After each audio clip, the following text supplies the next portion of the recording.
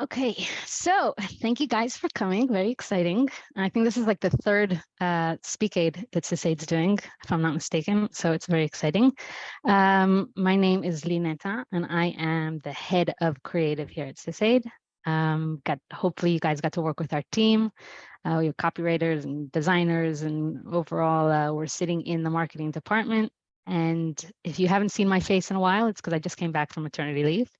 But this is a good way to get back into the game, so you guys can get to know me a bit and what I have to say. So today we're going to talk about AI and the future of creativity. So about me before we begin,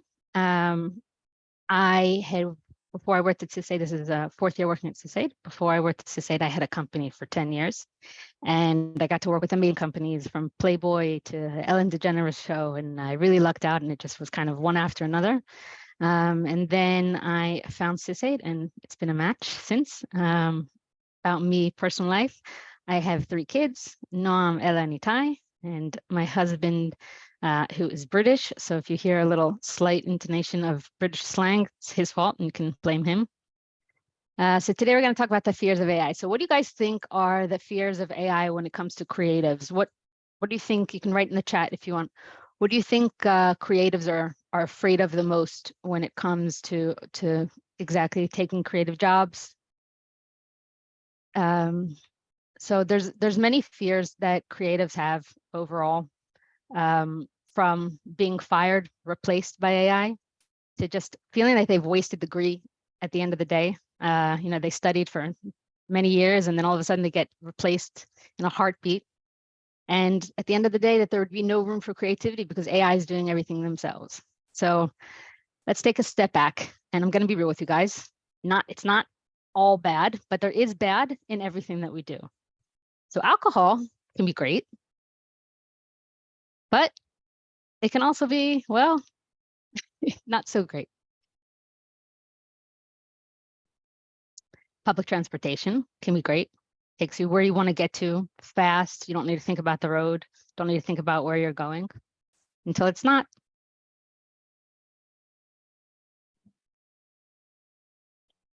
So let's focus on the good. We're going to change your approach right now. We're going to try to change your approach because AI is huge and it's really not going anywhere. So if we're looking at companies from Netflix to Instagram, let's look at how long that it took them to get to 1 million users. It took them from months to years. And with ChatGPT, it took only 5 days, which that in itself is saying a lot. But what we need to understand is it can be very overwhelming because we're thinking to ourselves, there's so many tools out there, and how do we know what to decide at the end of the day? For designers, it's endless, but there's many things, many different tools that can do different things, and it's not even sure where to begin to do all of these things. So I'm going to ask you guys if you can get yourselves out. We'll do a little exercise here. If you get a pen and paper out for yourselves, and you ask yourselves, if you could have 40% of your time back, what would you do? Where would you invest your time? Now, I'm not talking about, getting to play video games or going away on vacation. I mean, within your actual department, within your team, where do you find that you would be investing most of your time? So if you're not sure, create a little pie chart and start splitting up your time in accordance with where your energy is being spent. Now, that large amount of energy that you're going to eventually realize, I'll give you guys a few minutes to do this. That's the large chunk of your time that's being wasted. And that's the tool that you're going to want to look at for AI. So you can give you a few minutes now to do it, a few seconds now to do it, just to scribble down some ideas. And then you can do it in your free time as well. But it's a good exercise to think about and to do in your own time. Now, just because you have these tools, which eventually you will find in accordance to what you're needing, it doesn't mean that you're going to be an expert in that. It doesn't mean that you're going to be an expert just because you have those tools, and that's something we need to be in mind. And I know designers have a big pain point with that when somebody comes to us and they go, "Look what I designed on Canva, isn't it amazing?" And you're like, "Oh yeah, great," but it's not so good. So keeping that in mind at all times, because creatives get paid for their talent and their ability to see the entire picture. Can you guys see anything wrong with this? It's on the back of a bottle. Feel free to write it in the messages if you see it. If you don't, then I'll let you know in a second. Pretty pretty obvious. We saw Yeah, it. We saw it. you saw it. All right. So that's what the creative eye is. We see things that other people don't see. So we have the professionals and the creatives, which is the, oh, look what I just did and it looks amazing. And the problem is that they generally believe that what they're doing is amazing. And I'm sure it's just in the world of creatives, it's in the world of whatever everyone else is doing. It's you know, they think that they're so talented in the field, but then the real professionals are looking at it and they're like in shock that people are actually trying to do that. So if we look at this funeral home, yeah, they need to chill out a little, but they wrote here on the text, come a little closer. Now, what's so brilliant about this? What's so brilliant about it is that they leveraged the platform. They said, look, it's right near train track, very close in spacing. Now, what happens if they went over that line and they came a little bit closer? Now, AI isn't going to be able to see the whole entire picture like humans can. And that's a skill that only creatives have. Now, we did something about 2 years ago at SITS, and it was the simple concept of just flipping the text over to say, why are you working like this? Now we looked at the platform and we said, okay, what can we do here that'll make it stand out and make people stop on their tracks? And again, that's not AI, that's pure human creativity. In addition to that, at the same time, we had, not sure if you guys are familiar with this, but we had different posters in the bathrooms, things not flowing like they should, which also created a lot of buzz as well. Now, the process in order for us to come to this creative, it takes a lot of time. Sometimes it works very well and it kind of goes with the flow, but sometimes it takes us a while until we come up with the copy that works. And AI is going to help us with that. It's going to really help us speed along the process and to do things faster and in a more efficient way. And even if it's not going to be the final product directly, you know, it's going to give us the brainstorming and the idea. And it's kind of having like someone to bounce your ideas off of until you get to the final product.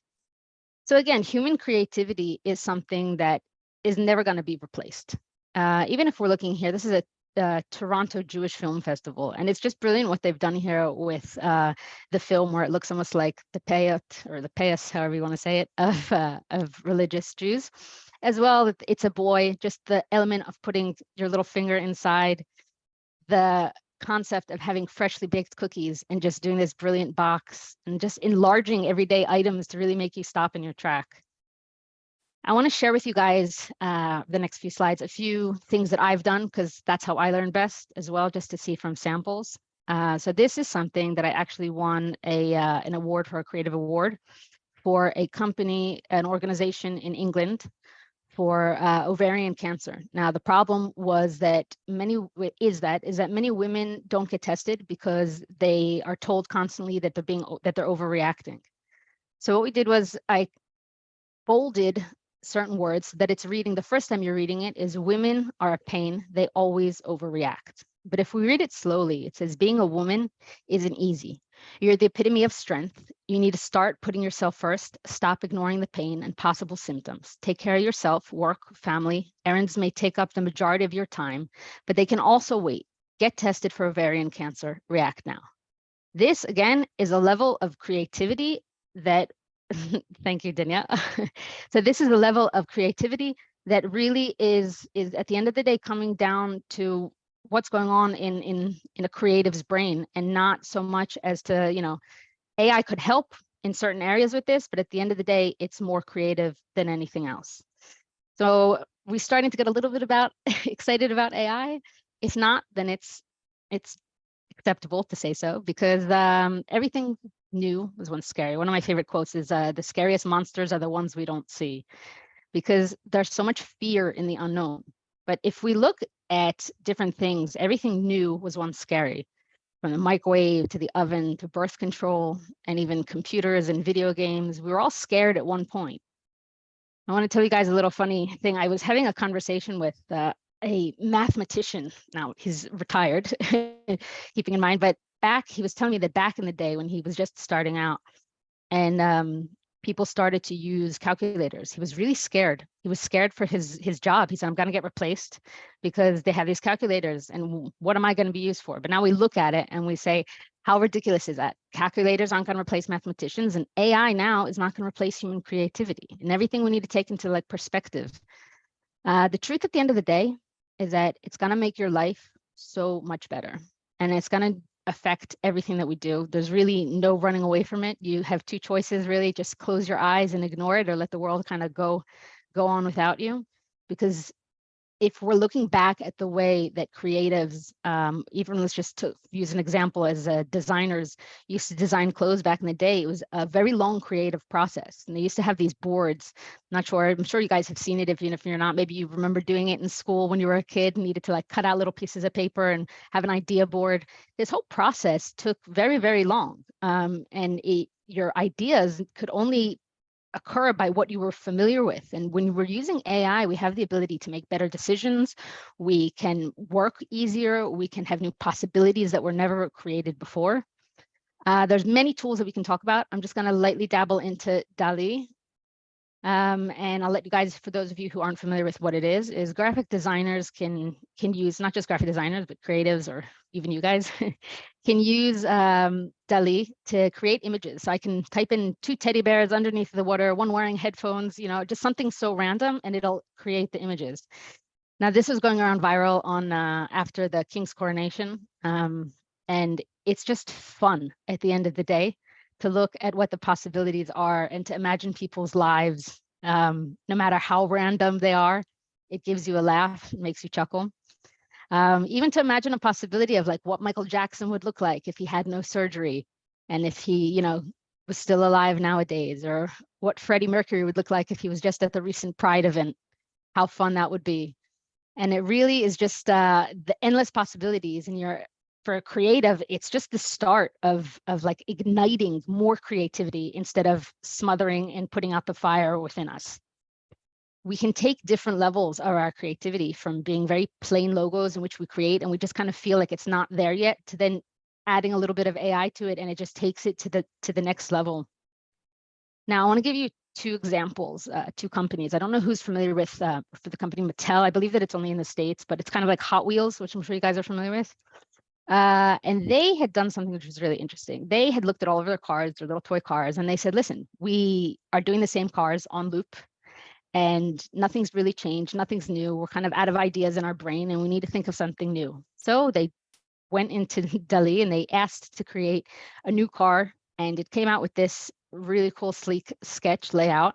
And this is what they've done. They went out and they've created this little toy model, which did really well. And then eventually they're going to now try to build it into an actual racing car and see how that goes as well, and see if it is a possibility to take something from beginning to end, which is exciting in itself. Another great campaign is Heinz. Not sure if you guys saw this, but they decided that they were going to kind of test their brand. And what they did was they put into DALL-E to write the simple prompt of draw a ketchup bottle. And what they saw was that, if we're familiar with Heinz, it has that Pennsylvania, the layout of the Pennsylvania highway road. And what it did was it came back with different variations of the actual ketchup bottle, and they all had that on there. And they just printed out a whole series of campaigns using what the output was. And they wrote underneath of it, I don't know if you guys can see it here on all of the posters, it says, this is what ketchup looks like to AI. And they really tested their brand. It was in a unique way, and it was very, very smart, and it did very well as well. So there's, again, many tools. We have scripts, ChatGPT, which I'm sure you guys have used if you're not using already on a day-to-day basis. We have Midjourney, dealing with images, video clips, runway, voiceovers using 11 Labs, also music and graphics can be done in After Effects. But what does that look like when we're putting everything together? Now, this is still in the developmental stage, but I want you guys to just look at this. It's 30 seconds and see what happens when we mix all of those tools together and create a fully designed, created AI commercial for an imaginary pizza company. Are you ready for best pizza of life? Bring friends down to Pepperoni Hug Spot. Our chefs make pizza with heart and special touch. Cheese, pepperoni, vegetable, and more secret things. Need delivery? Pizzas come fast. Knock knock, who's there? Pizza magic. Eat Pepperoni Hug Spot pizza. Your tummy say thank you. Your mouth say, Pepperoni Hug Spot. It's like family, but with more cheese. So what do you guys think? It's very awkward. There's a lot of bad things going on. It's very entertaining at the same time. Now, why is that? Because when we're looking at the evolution of AI, we often think, especially if we're looking on LinkedIn and social media, and everyone's talking about it like they're experts. We feel like we're here. We feel like that's it. We're in AI, but in reality, we're way back here. We're just in the beginning. So if you haven't started dabbling in different tools, then do it. Do it at your own pace. Do it slowly, but do it, because again, we're just at the beginning, and life's going to move on with or without us. But the difference between, I guess, this kind of layout and in reality of where we are is the tool. Is because at the end of the day, AI is a tool. So if we could cut this little tool off of this guy and bring him back to here, is just imagine how the future will look like when we now have this amazing tool, and where it will develop, and what we can do, and what the possibilities are. So again, I'm going to show you guys a few samples of things that I've done versus outputs that AI has come up with. So I needed to do this is back when I had my company, but I did a logo for a tiny private studio, recording studio. And I mixed the element of the face and the afro to create the record. Now I tried to type in the most specific prompt that I could possibly think of, and the output was just very generic and not close to what I was wanting. Again, another logo that I had done was for this company, small fine arts pencil studio that printed released fine art pencils. And what they did was they called themselves Everest. And I started to look to see how I could combine the name Everest within the pencils that they were using, which were all gold, and come up with this kind of mountain looking Everest with the trees inside as well. And when I put that into the prompt to try to be as specific as I could, it did something which was similar. Now, what I was looking at was, obviously I had created this first, and then after had typed in to try to get a specific response. Now, while this is different, there are many similarities in the two, with the point and with everything. Now, what would be interesting to see is if I had done this the other way around, how much time I could have possibly saved. If first they gave me this image, and then from this image, I could create this image. Would I save time? Would my ideas be better? Would my creativity be better? So, I think the way that we do things are going to be switched around. And when we're writing with AI, I'm sure you guys have dabbled in Bard and, like we said, ChatGPT, and there's so many other tools out there that I'm sure you guys are implementing in your teams as well. You're getting things done faster. It doesn't seem intimidating because now you're using it, and now it's not the unknown. You're using it, and it's fun to use. It's easy to use. You're saving time, and you can't even imagine writing an email or responding to someone now without using those tools, helping you spell things better, and just overall sparking ideas. It's really a tool now that's become day to day, almost like using a pencil. It's not going away. So in short, AI is not going to replace imagination. It's not going to replace creativities. So people who embrace AI and embed it into the creative process, we're going to have an edge over the competition. So I often say that, there's many people out there that are just scared and they don't want to even get into it. And they say, that's it, I'm going to get replaced. I'm going to get replaced. But at the end of the day, there's the famous quote of AI won't take your job, but someone who can use it might. So I hope you guys found that informative. Keeping it short, but a lot to think about. And I would definitely say in your free time, try the graph and see what tools will be useful for you guys. And see, let me know. You can ping me, let me know if it's helpful. If you want to bounce any ideas off me as well after, feel free to message me. Again, sitting in the marketing department, so feel free to drop by. And I hope you guys had a good time. See ya. Thanks, Leigh.